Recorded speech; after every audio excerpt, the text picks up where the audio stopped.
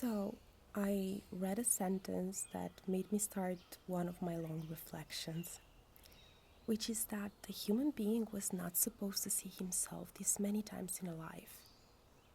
If we left out technology or human inventions, nature just allowed us to see a not very clear reflection of our face when we were collecting water from a river, for example.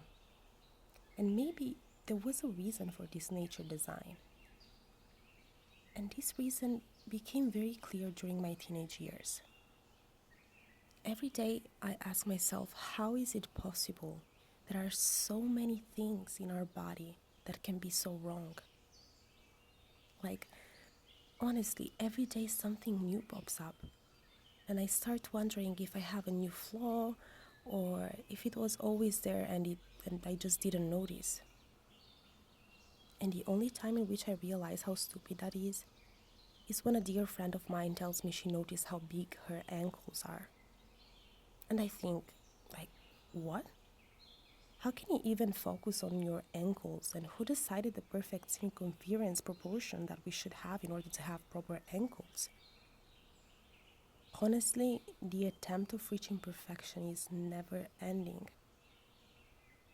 And at this point, I don't even understand what perfection stands for. I do realize rationally that perfection doesn't exist, but if that's the case, then why can't I accept I'm not perfect? When I was younger and I entered my puberty before my classmates did, that was the beginning of the end. My body started changing. I started having some curves, and they were not supposed to be there, as far as my male classmates said. They were not curves, I was just fat. And that was the topic of all the jokes they said. The standard of perfection was way different than my body, even at 13. And then I started comparing my body with the other girls. They were super skinny, and these led boys to chase them. And at that age, honestly, that was the yardstick we used to measure our worth. And mine was very low, apparently. And members of my family just confirmed that. I was getting fat, according to them as well. And this just made things worse. I used to look at myself in the mirror probably 35 times a day, and I was analyzing every single detail. I remember I used to take a marker and I used to draw on my skin the outline of the body that I wanted. Back then, the thigh gap was mandatory. Skinny arms and skinny legs, flat stomach, that was more or less enough. If I think about the amount of obsession I used to have for these features that didn't belong to me, it's crazy. And honestly, I was not even overweight back then. I used to think it back then, but I know now it was just a lie. I was perfectly normal, in my normal range, I mean. But that wasn't enough for me. And do you notice how I even feel the need to inform you that I wasn't overweight? That's still part of the unconscious parts of me that still want me to know that just skinny is worth it. And this became my normality every day. Every day there was a new girl that I started comparing myself to. Every day, a new fashion that some celebrities started. After a couple of years, there was a new thing. Lips needed to be big, and my lips were just normal. That wasn't okay for me, of course. Then big noses became ugly as well. And I noticed during one of my sessions in front of the mirror that I had a small bump on mine. My God, I was thinking, how many money am I going to spend when I'm old enough to change all these things? I was so mad that my bones were not visible through my skin.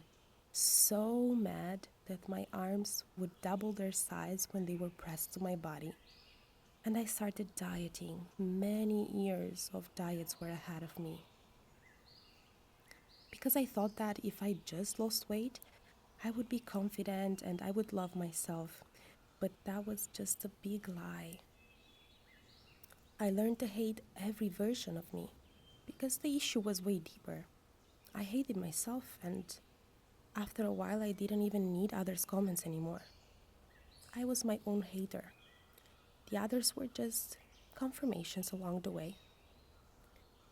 Then I changed country, I became independent, and after a few years, I started gaining weight, more and more weight. A mixture of hormonal issues and unhealthy diet. See how I'm again justifying myself?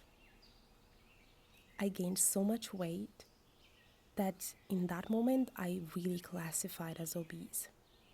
That was a shock to me. God, how did I lose that strict control over my body? I went back immediately to the usual routine, so diets and mirror checks every 5 minutes just to see if something changed in the meanwhile. Long story short, I lost weight. Not all the weight I gained, but that's not the important part.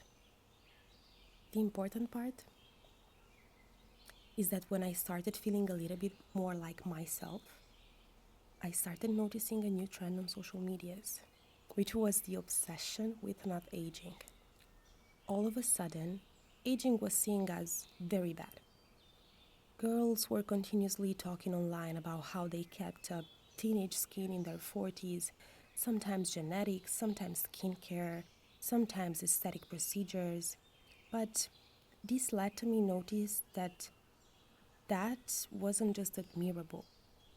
That brought people being mean online to girls or women that look their age. Suddenly, you were beautiful just if you looked younger. And I saw a lot of content of girls of or women being and looking their age. And users didn't lose the occasion of just saying that they looked way older. And then I realized we lost track of reality, and I lost it too. I started looking in the mirror again with this obsession in the back of my mind. I noticed a wrinkle, a small one, very subtle. Can't even see it if I don't focus. But it was there. You have no idea how panicking that vision was to me. I started making faces in front of the mirror just to understand the trend of my skin, how my skin was going to bend over time, because to me that was the start of the end. I started panicking when I realized I was focusing with my face and I was reinforcing those wrinkles on my forehead. I started crying when I was told that when I sleep I also do that face. I started using the filter that makes you older, and I swear my heartbeat started racing. I was horrified. Horrified. But since this new obsession, what also made my heart break was realizing that I hadn't even started to love myself, my body, and I was moving already to hating myself because I was aging. I realized that was a never ending story and that my looks didn't have anything to do with my hate. I started to have resentment to my younger self because I lost all this time looking in the mirror and looking for something while my hate was just a pair of distorted glasses I was wearing the entire time. I had my first small wrinkle before accepting myself. I wasted all my teenage years and all my young years in the attempt of reaching something that doesn't exist, and for what?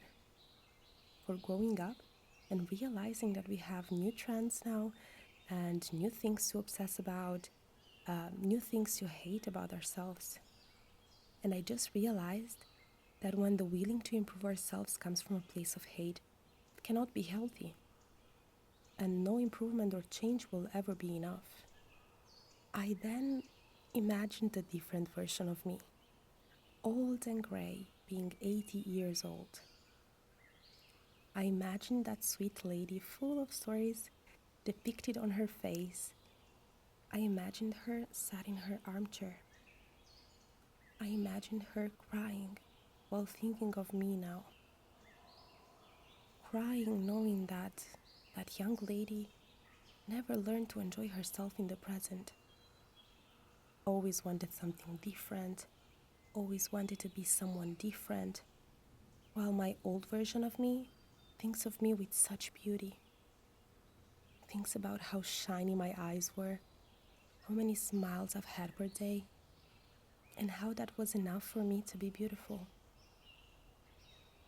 I imagine her thinking that if only I cared to put some effort, the same effort, into loving myself, that life would have felt longer and fuller. This thought scares me, but also motivates me into starting a different approach, because I think life isn't supposed to be like this. I became superficial and I focused too much on something that doesn't make any sense. We don't even know where we go after. But what we know is where our body will go. It becomes dirt. An ironic ending for something we've obsessed so hard about during our life. So yes, of course, taking care of our physical appearance is part of the self-care we need to have. But as even the word says, it needs to come from care.